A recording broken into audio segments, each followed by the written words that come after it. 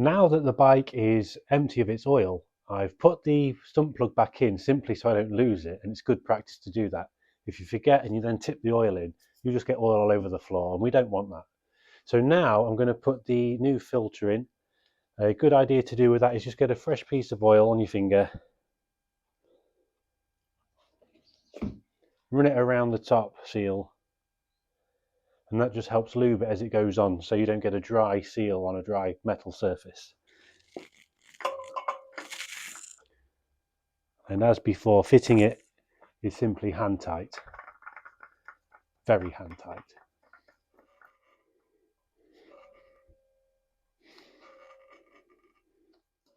The oil I've disposed of responsibly. I've put it in an old container to take to the tip, and it's also a good idea to do that with the antifreeze as well, as that's quite nasty stuff. So the idea is to find the lowest point for the water, which is here, and again it's handy to have the bike on its side stand so the engine is tilted to one side to help it drain.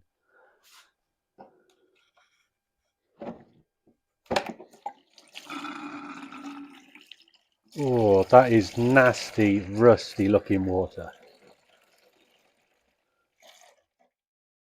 I can see it hasn't been changed in a while. It's always a good idea as well to take off the radiator cap so that stops any airlocks so it can all drain free. When I was draining the coolant, I also noticed that the hose that I disconnected has actually been wrapped with tape. So the worrying thing here is this hose might actually be damaged or even perished, so I might need to get a new one. We'll peel the wrapping off and have a look. So underneath all the layers of electric tape, we can see a very badly scuffed or burnt or caught part of the hose. Now that will have to be replaced. That's a classic example of a temporary fix that's become a permanent fix. Now that the water is drained from the bike, I can remove the radiator. Now I want to do that for two reasons. The first reason is I've noticed here that the paint seems to be flaking away. I want to dress that up so it looks better, but also make sure there's no damage to the radiator. The owner did give me another radiator in a box, so it makes me think, is this one damaged and needs replacing, or has he replaced that one with this radiator? So we'll get it off the bike and double check and make sure everything's sound with this radiator before we do anything else. But the other reason I want to remove it is it's in the way of the top of the engine. If I want to check the valve clearances, I need to be able to access it, which means the radiator will have to come off. But also the airbox will need to come off and maybe some items below that, but we'll see as we go along.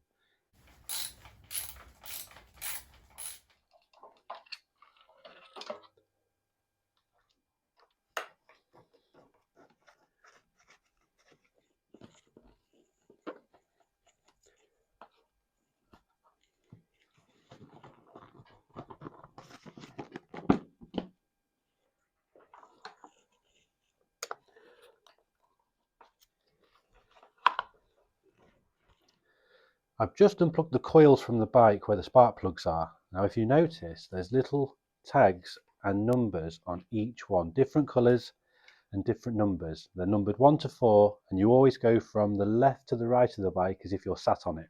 So number 1 goes furthest left and number 4 goes furthest right.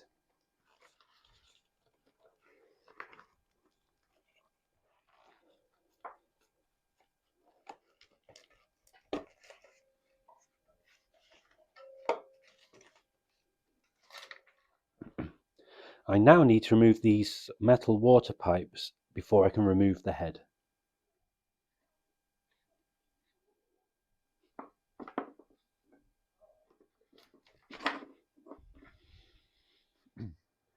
I can now carefully remove the Allen heads on top of the rocker cover so we can go and see how the valve clearances look.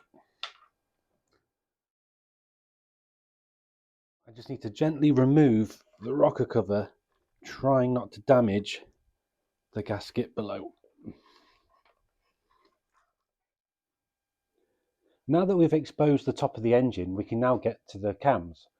Now the reason we want to get to the cams is we need to check the gap between the bottom of the cam and the top of the shim, which connects to the valve.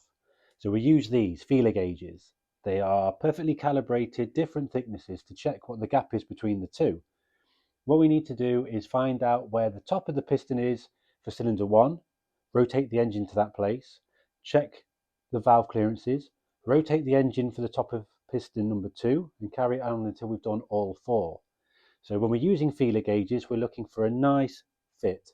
We don't want it to be baggy. If you can rattle it up and down, it's too small on the feeler gauge. If you have to ram it in to try and get it to fit, it's too thick on the feeler gauge. You just want a little bit of interference between the two.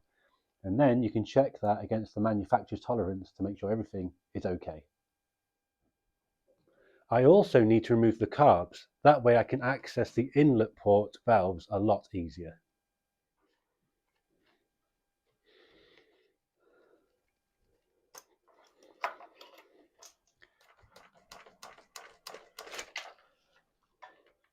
I now need to remove this casing here, as this will give me the place where I can rotate the engine to get the valves in the right place.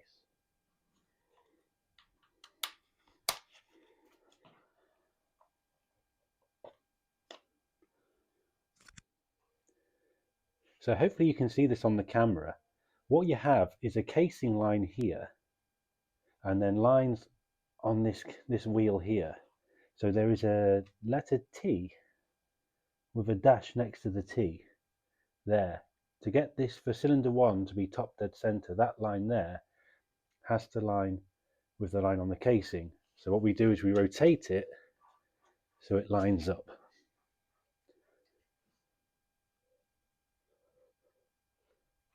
So that now should be top dead center for cylinder 1. Now that the engine is in the correct position, hopefully you can see this. You can see this is the cam, this egg shape, and this silver disc just below it there is the shim bucket. And that's what we're measuring, the gap between the top of this bucket and the bottom of the cam. So we'll get the feeler gauge in there and see what it is. You've got the exhaust exit port side, which is where the downpipes are, and you've got the intake side, which are the ones at the back. And we'll do one cylinder at a time and check them all out. I've got the smallest tolerance and that fits in there nicely. I can feel it on both sides. So I'd say that is just within tolerance. That's great news. Now it's just a case of rotating the engine correctly for each cylinder. So after you've done cylinder 1, the manufacturer says rotate the engine 180 degrees counterclockwise for cylinder 2. So that is the valve clearances checked, and very happy news is they are all within tolerance and actually very similar in results. So making a list just gives you a nice idea of the engine's health. So now, while the engine's in this state, I think I'll put the new spark plugs in, as I've got even easier access, and then I'll whip the clutch cover off, check the clutch basket, and then replace the leaking gasket that I found. A top tip when trying to get fiddly spark plugs out when you've undone them is to try a magnet. I put one on the end of an Allen key and we'll see if we can get it.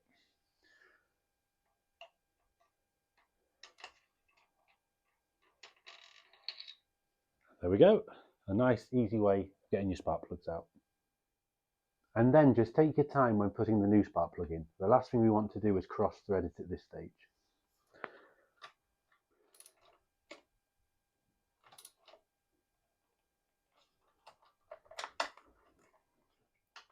Right, let's whip this clutch cover off and have a look.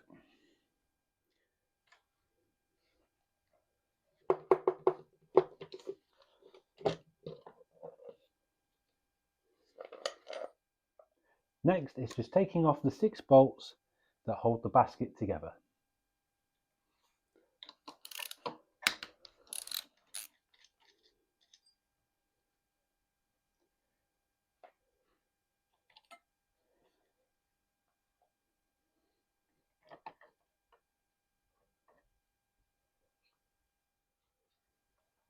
Here you can see the clutch basket now that the casing is off that holds it together. You have lots of friction plates, and if we take this one off, we can see there's plenty of life left on those pads, which is great news. It means we don't need to buy a new clutch. So now I can button it all back up together and move on to the next job.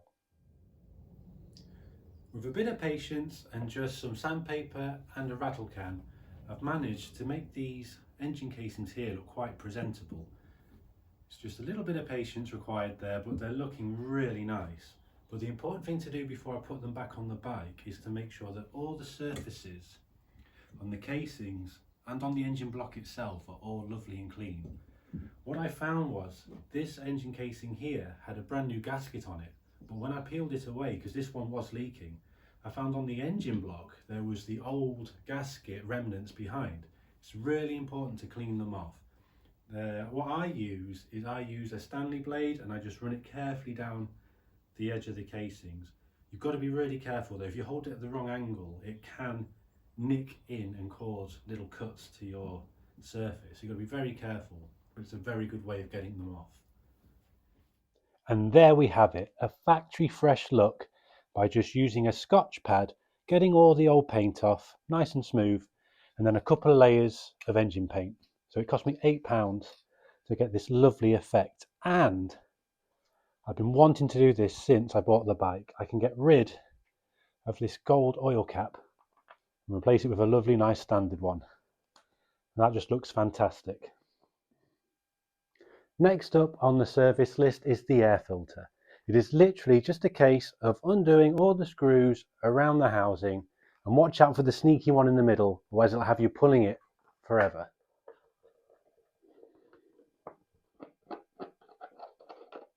And once all the screws are undone, it's simply a case of lifting the housing away and exposing the filter, ready to be cleaned and recharged.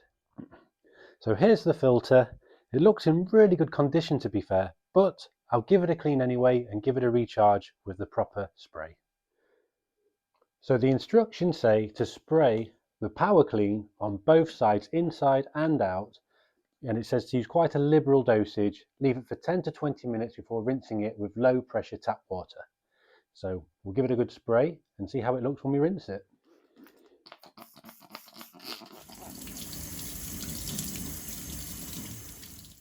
So the filter's been rinsed and I've left it to dry overnight, as it says.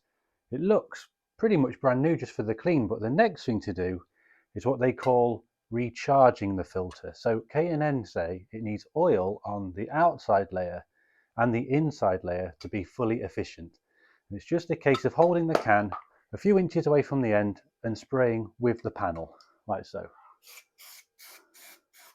So this shows this quite nicely actually. This is the bit that's been washed and not sprayed, and that's the side that I've sprayed. So you can see it's got that lovely red K&N colour come back to it. So there's the unsprayed side, and there's the sprayed side.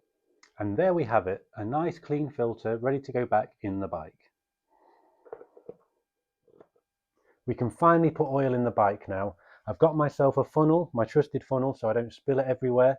And it's also important to make sure you've got the right grade of oil. I've checked what the manufacturer needs, and a 1040 is perfectly adequate for this bike. So we'll put the cone in and we'll pour in some oil.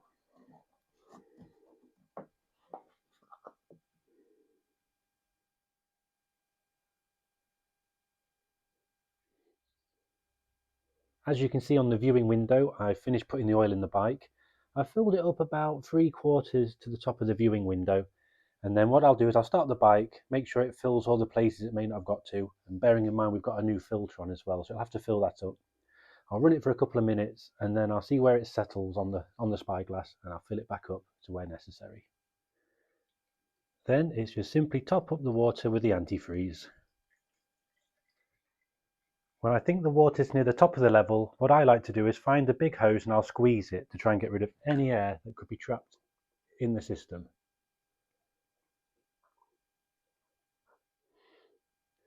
And with that, the servicing on the R1 is done. We've changed the oil, we've changed the filter, we've found leaking gaskets and changed them. We've even tarted them up so they look nice and shiny. I've managed to get hold of a new reservoir bottle so we can now see how much coolant's in it.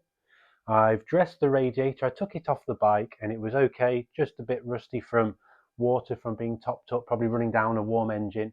So I've just dressed that back and sprayed it with the same paint I used on the casings. Nice easy job. We've also done the air filter. It's got new spark plugs, and above all we've also done the big job of checking the valve timing, so we know that everything on this bike now mechanically is A1 and as good as it can be for a 25-year-old Superbike. I can't believe it's 25 years old. It's in such fine form and it still looks modern to me today. It's a great result mechanically. So next I'll show you how to tackle the brakes.